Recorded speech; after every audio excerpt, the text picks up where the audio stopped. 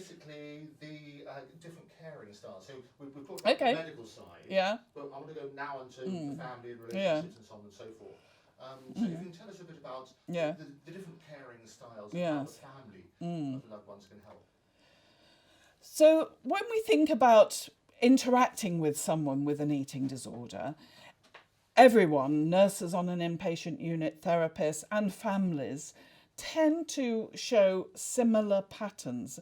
And that is partly because of fear, seeing somebody looking so poorly, but also there's a degree of frustration with the answer being very simple, such as eating regularly. And so those emotional driven responses can make us all react in an emotional way. And either we become very forceful and wanting to explain with logic, which we call the rhino response, where you think you need to do this, can't you see the problem? Or we become overprotective when we feel fear because of the fragile state of the individual. So we tend to walk on eggshells and protect them. Or we become so distressed, we're a bit like a jellyfish, we say, where our emotions sort of flash from one to another,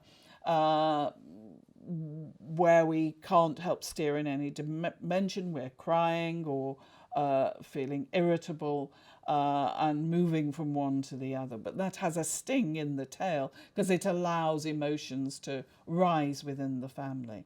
Or there's avoiding emotions all the time, being rather like an ostrich, putting your head in the sand.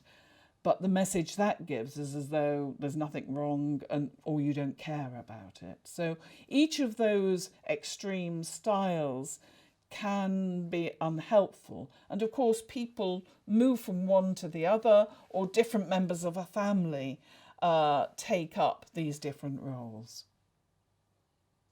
Very good. Talking in the book about resilience and developing resilience, you can touch on developing resilience and tips regarding that. For families or for patients? For both. Okay. So resilience is something that is very important, because a lot of the risk factors that we see for eating disorders are things that in the right environment make people flourish. In psychiatry now, one of the metaphors that's being used, that people can be divided into dandelions and orchids. So some people have traits that make them rather like orchids, and in a difficult circumstance they don't do as well, but in a good environment they really flourish. And whereas some people are dandelions and are very immune from the environmental context. And so what we think that probably some people with an eating disorder have more of the orchid temperament, that they will flourish in the right environment. And we certainly see this after recovery, where individuals have what we call post-traumatic growth and do great things.